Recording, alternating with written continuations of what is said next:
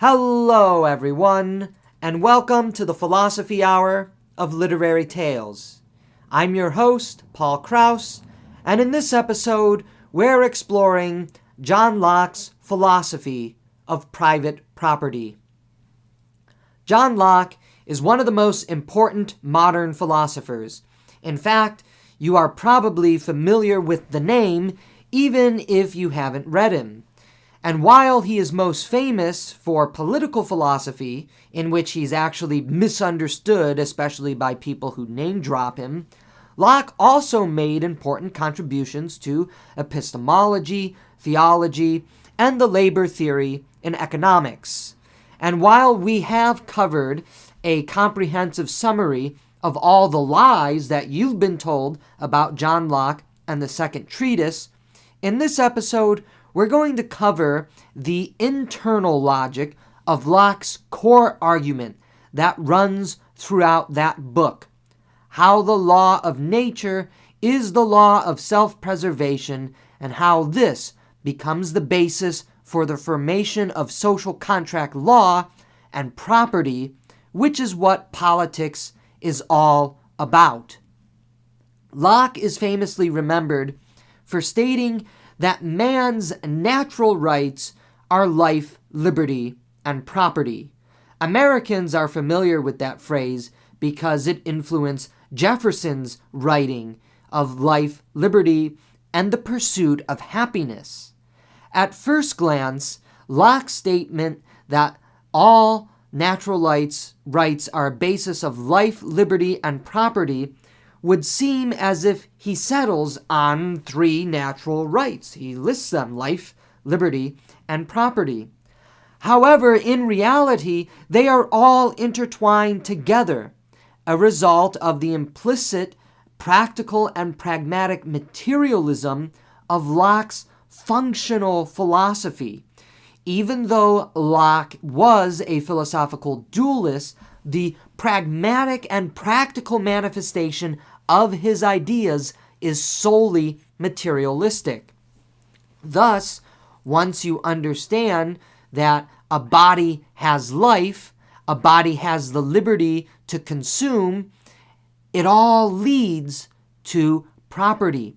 Property is the highest manifestation and the combination of bodily life and liberty. Most people inaccurately think that Locke's state of nature is radically different from Hobbes's portrait of the state of nature, and we covered that in our lecture dealing with the lies that you've been told about John Locke. Hobbes, of course, is famous for having said that the state of nature is a war of all against all, leading to an existence that is solitary, nasty, poor, brutish, and short. Initially, one is seduced by Locke's seemingly tranquil state of nature, of atomized individuals, each pursuing their own interests. However, this tranquil state of nature quickly reduces itself into a state of war, as Locke himself acknowledges, as competition for consumption between individuals leads to conflict. The state of nature is the state of war for John Locke, because the state of nature must become the state of war in John Locke. And the state of war is not an ideal state to be in. The only difference between Thomas Hobbes and John Locke is Hobbes doesn't even pretend that there's some sort of pre-war tranquil state of nature. He just says it is a war of all against all, and it's a war of all against all from the very beginning. Locke, however, pulls a little abracadabra move on his readers. He tells you that there is this perfect state of nature, but then we ended up in war, and now we've left that state of nature. We left the state of war, and there's no way of getting back into it.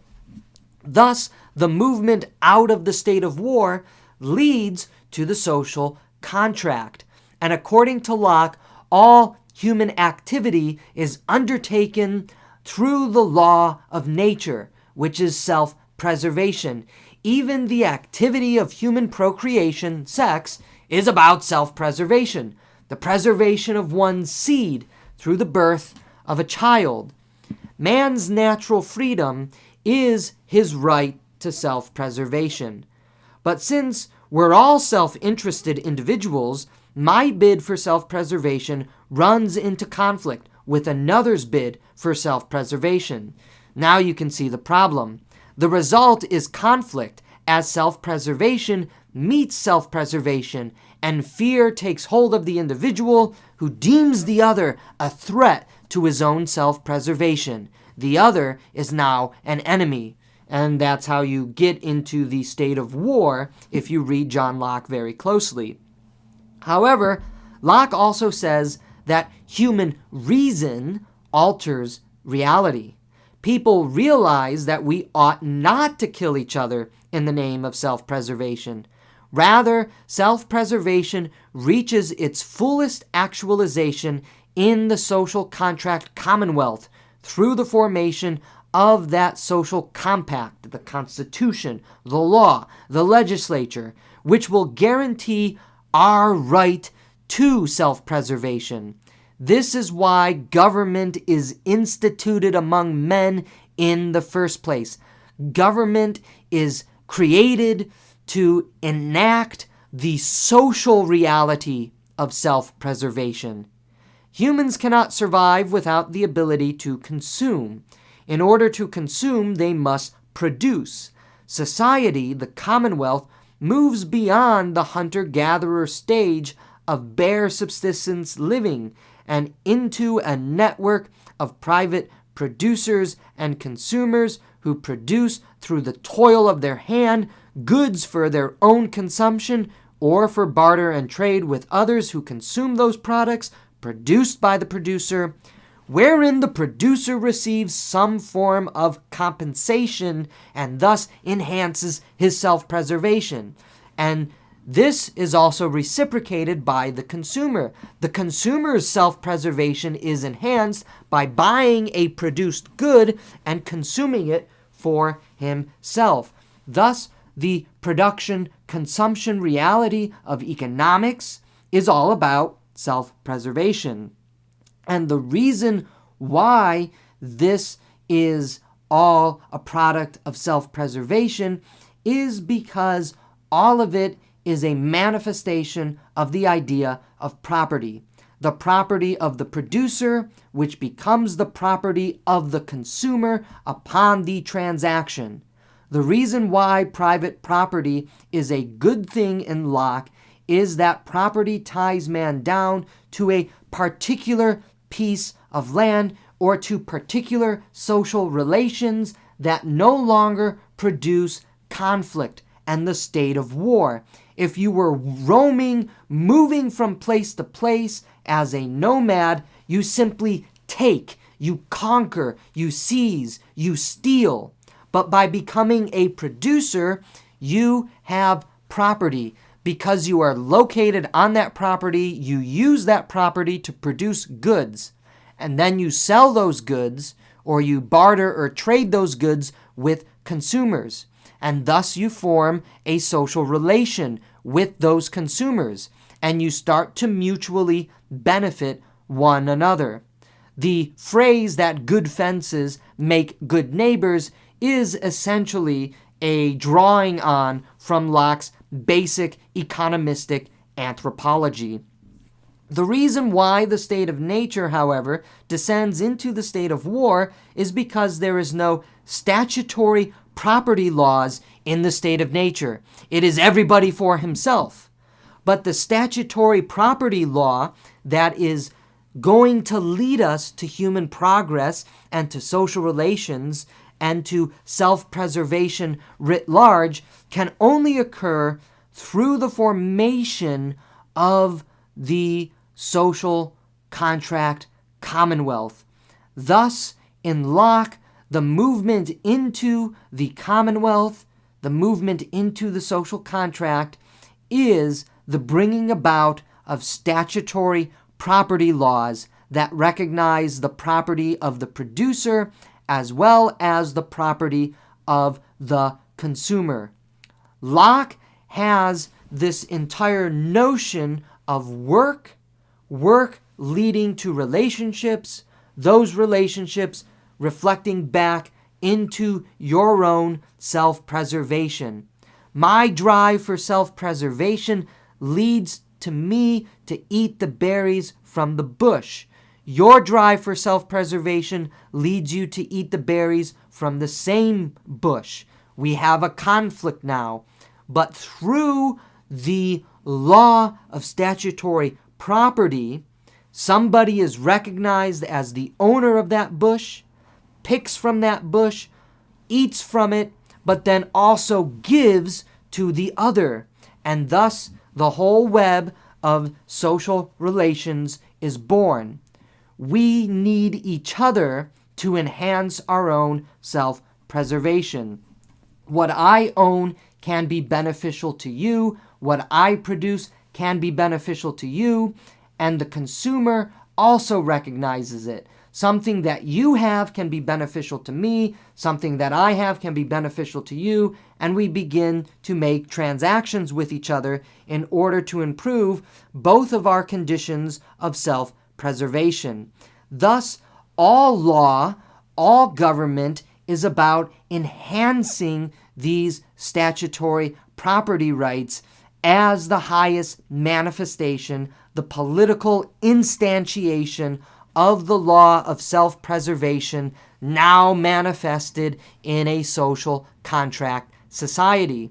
And through this, we begin to take on responsibilities within our relationships and also within the property that we possess. And as we continually improve what we own, what we produce, and what we consume, the social contract and social contract system, the entire Commonwealth progresses in stages of economic advancement. And now you begin to understand why in Locke the functional application of his philosophy is materialistic. It is pragmatic. It is all about economic practicality.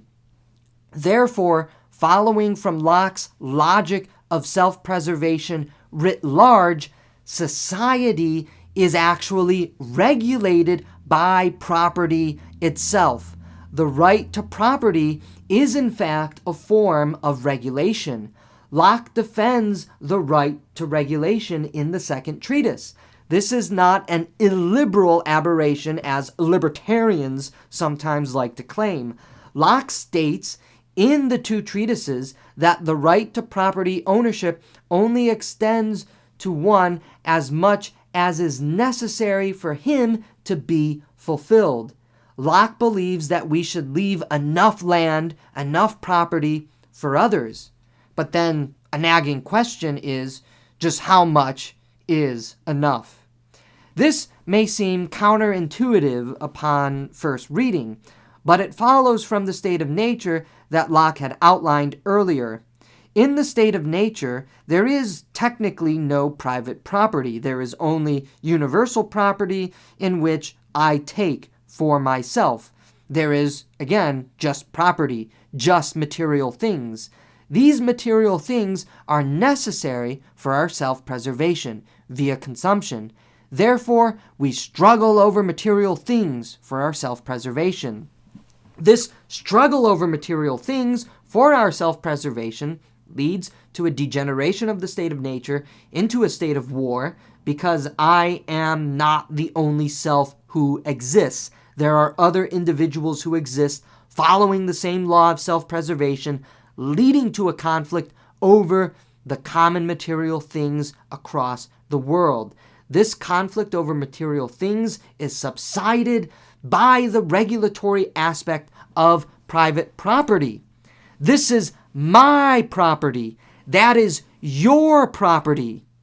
And thus, we realize that property is a form of regulation because it recognizes limits. I have mine and you have yours. We can use our property to further our own self-preservation purely atomistically or individually, or we can further our own self-preservation cooperatively through a means of trade and exchange. And this is the basis of the economic law of comparative advantage for any of you who have studied economics. Locke's account of property regulating conflict is, of course, radically rejected by many of his critics, most famously Rousseau. But when you begin to understand what Locke is actually saying, he is not advocating the asinine position of contemporary libertarians. He is actually making the argument that a recognition of property in statutory law, in social reality, is in fact a form of regulation. It keeps people bound to a specific place. It leads them to enhance the value of that property, and then it eventually leads them to begin trade and exchange with each other. Property is not something that is all-consuming. It is not something that you as an individual should possess just completely, outright, without regulations, without boundaries. Locke, however, is also saying that property is the manifestation of the entire law of self-preservation. Not only, therefore, is property a form of regulation in John Locke, it is also the only reality of our natural rights, because our natural right to life, our natural right to liberty, is manifested best in property. And this is how the philosophy of John Locke leads to a politics of statutory property rights.